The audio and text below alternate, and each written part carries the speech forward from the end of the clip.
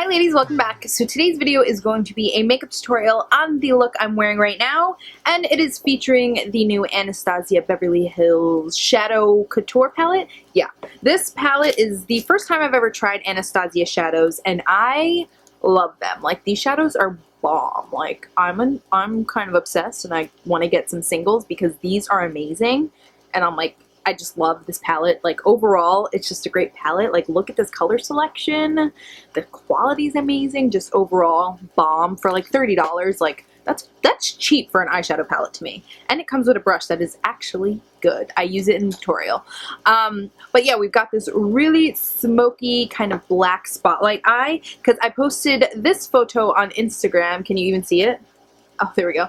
I posted this photo on Instagram the other day, and so it's kind of the same. It's basically the same look, but instead of doing the brown, I did the black shade. So I kind of intensified it, made it a lot more smoky and sultry, and I love the way it came out.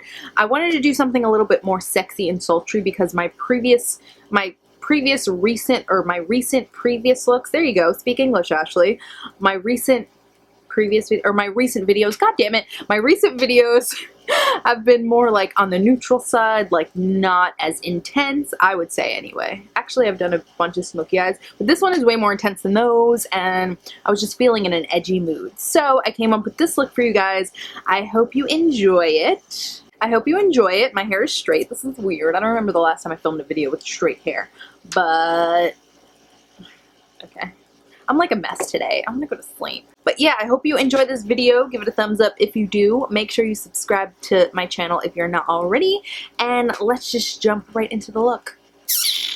Hello, baby dolls. So like I said in my intro, we're going to be using the Anastasia Beverly Hills World Traveler Shadow Couture palette. I can't figure out which is the name of it, but this palette, I'm going to start off with Soft Peach on an E40 brush from Sigma and buff this into my crease as my transition shade. This is very similar to like Peach Smoothie from Makeup Geek. It's just a very light kind of warm toned like neutral shade. If you're any darker than me, I would definitely go with Morocco as the transition shade for this look. But I'm pretty light, so I'm going to use Soft Peach, and then I'm going to go in with Morocco, and I'm going to take it on an E35 brush.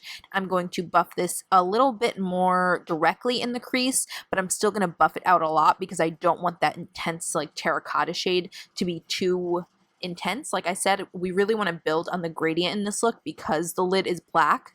We really want to make it a nice gradient so that the stark black on the lid doesn't look too crazy. So we definitely want to make sure everything is nice and blown out and smoky and blended together. So I'm just taking my time with this step and making sure it's really nice and buffed into the crease area. By the way, I'm like rapping along to music the entire video, so don't mind my mouth moving. And then I'm gonna take Fudge on actually the brush that came with the palette, on like this end of the brush, and it's a really actually great brush. It reminds me of the diffuse crease brush from Sigma, and we're going to put this even more directly in the crease, once again building on that gradient. I'm going to put it on the outer corner and the inner corner because when you put that black on the outer corner and the inner corner of your eye, you really want it to have something to blend and not look so kind of stark and out of place on the lid. So you want to make sure that this darker brown shade is both on the outer corner and the inner corner and blend it out a lot and really, really nice and seamless so that the black doesn't look crazy. We really are we're really building on this gradient. I can't speak today. We're really building on the gradient effect for this look. So then I'm going to take Noir, which is the black shade in the palette, and I'm going to take it on this flat concealer brush from Sigma, and we're going to start off by placing it right on the inner corner of the eye. You don't want to worry about it being blended at the moment. You just want to place the black color down. And like I said in my favorites video, this is straight up like the darkest black ever. I thought Corrupt from Makeup Geek was the darkest black ever, but this one is even darker, and it's actually a lot more easy to work with and a little bit more blendable than the one from Makeup Geek, which I seriously didn't think was possible. But like I said, I'm putting it on the outer corner and the inner corner and then kind of tapering it over, like kind of cutting the crease with it, I guess you could say. But then we're going to go in with that same brush that we had Fudge on before and go in and blend with it. You can pick up a little bit more of the black and a little bit more of Fudge just to help the blend kind of seamlessly transition a little bit better, but you just want to make sure you take your time and just blend until it looks good. I can't tell you how long that's going to be because everybody blends different, but Take as many different brushes as you want. Here I took a little bit more of Fudge on this diffuse crease brush from Sigma, and I put a little bit more of that in the crease to blend it. And then I took the E40 brush and made sure everything was nice and blended together, all of those colors we put. And then I took a little bit more of Noir, because when you blend, you will lose the pigmentation of the black. And for this look, I wanted it to be nice and blacked out and like really, really dark and intense, because when you have a really good black eyeshadow, you take advantage of it. Am I right? So I just went back in, intensified that pigment a little bit more, and then I went back in with the diffuse crease brush and made sure everything was nice and seamless and blended. That is like the key terms for this look. Then for that spotlight halo eye effect, we took pink champagne. On the other side of the brush, it's more like a flat shader brush, and we're just going to pop this right on the center of the lid where we didn't have any color before. And this is going to look a little bit crazy at first, so once I place it down the lid, I end up taking my finger and just kind of pressing it over, and that really just blends it into the black shade nice and seamlessly without putting it all over the lid, because if you went in with a blending brush, that glitter would be everywhere, and that's not the look we're going for. So after that, I just went in with my NYC Liquid Liner and gave myself a nice wing. You can decide to do this if you want. If you don't, I think the look would still look really great. But I decided I wanted a wing, and then I went in with the Koko Soho lash, or maybe this is Koko. Yeah, I think these are Koko lashes in the style Koko, and I popped those on with the Koko lash glue, never using it again, because every time I use it, my lashes pop up. Ugh, I'm sticking to the Revlon from now on. But after I put on my lashes, I just went in with a makeup wipe and cleaned up under the eyes so we can move on to the face. I actually forgot to include it in the video, I'm realizing that now, but I sprayed my face with the Smashbox primer water first. And now I'm going to take this YSL like blur perfector thing. I'm trying to find it in my drawer quickly to show you, or to tell you. What is it? It is the Touche Éclat blur perfector. Yeah, I was right. And I'm using this as a primer. I don't necessarily know if you're supposed to use this as a primer, but I ended up doing it and it worked great. It's great at filling in your pores and giving you a nice seamless texture on your skin. So I just went ahead and did that. And then for foundation, I'm using the new Too Faced Born This Way foundation. I mentioned it in my favorites. It is literally like my new obsession. It has great coverage. It is a great finish. It just looks beautiful on the skin. And really the best thing about it is the coverage. I absolutely love it. You need like not really that much, and it gives you perfect flawless coverage. So I'm just putting that on with my beauty blender. I also like it with the flat top kabuki brush. Really whatever you decide to put this on with is gonna look flawless on the skin. And I made a lot of weird faces in this video, I'm realizing now. Then I went in with this LA Girl concealer to cream contour. I'm speeding through this process because I've shown it in like my last few videos, and you guys are probably getting bored of it.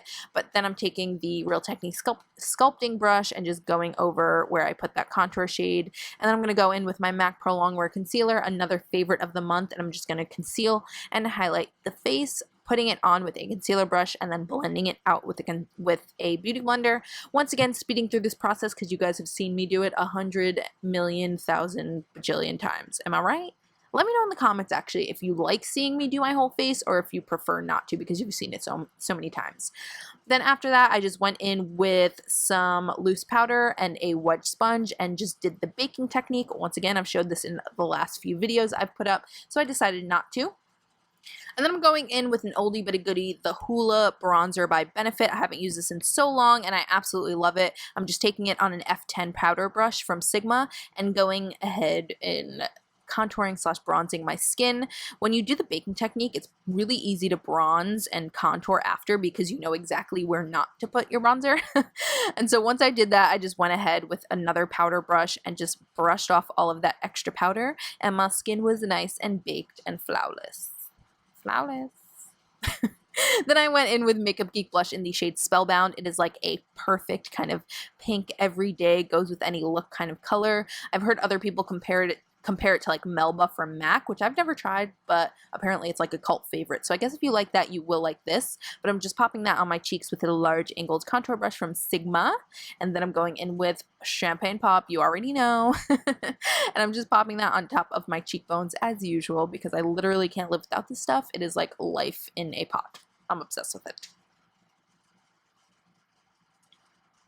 And then I'm actually also going to take it under the brow bone and on the inner corner to highlight, because the only thing missing from this Anastasia palette is a good highlight shade, at least for my skin tone. Soft peach, if you're darker than me, if you're like medium to dark skin tones, soft peach would actually be a perfect highlighting shade for you. But since I'm lighter, I just use Champagne Pop, because you got one highlighter in your routine, why not use it for two different things? So then I'm going to take the Urban Decay All Nighter eyeliner, which is one of my new favorites at the moment. This one and the Marc Jacobs ones are like my favorite black liners for the waterline. They like actually stay in place. And I'm just going to line my waterline with that, and then I'm going to take Morocco on a pencil brush, accidentally dip it into that purple shade by mistake. Let me know in the comments if you've done that before too, because it is literally hell. And I'm just going to buff that on my lower lash line and smoke it out as much as possible. We're trying to mimic the crease of the top lash line so that everything ties together. And then I'm going to take a smaller pencil brush from Sigma, and I'm going to take Fudge and put that a little bit closer to the lash line, but making sure it's nice and buffed into the Morocco shade, because we want a nice seamless transition just like on our top lid. Doing voiceovers is the worst. I'm like, I can never speak when I do them. Then I'm going to take Noir and I'm going to put it on a flat definer brush, and I'm just going to press this into the lash line. You can do this if you want. If you don't want it to be as intense on the lower lash line, you don't have to put the black, but I wanted it to be as nice and intense and smoky as possible. Then I just took a clean E25 and just blended everything in, just to make sure that it was all nice and smoky and blown out and amazing. Then just to finish up the eyes, I took Miss Manga L'Oreal Voluminous Mascara. I totally said that name in the wrong order, but I just put that on my lower lashes. And now for lips, I'm going to start off with Jordana's Koko Loco lip liner. And I'm just going to line my lips with this and do the kind of outer corner shading technique, just to make my lips look a little bit less flat for this nude lip that we're going to do. And then I'm going to go in with the NARS Velvet Matte Lip Pencil in the shade Belle de Jour, and I'm just going to put this all over my lips as my lipstick. To be honest, I don't really like this formula or this color, but I had gotten it new that day, so I decided to use it. And then after that, to finish up the lips, I'm going to go in with the NARS lip gloss in the shade Striptease. It's a really nice kind of shimmery nude, like golden nude, and I really like it. But once you put that on, you're basically finished. Okay, ladies, that's going to be it for this makeup tutorial. I hope you liked it. Let me know in the comments if you want me to do any more looks with this palette, and I will be sure to do that for you, because this palette has like a lot of options, and I like look at it and I see a lot of different looks I could do with it. So let me know if you want to see any more looks with this palette. Yeah, I love you all so much. Thank you for watching, and I'll see you next time. Bye!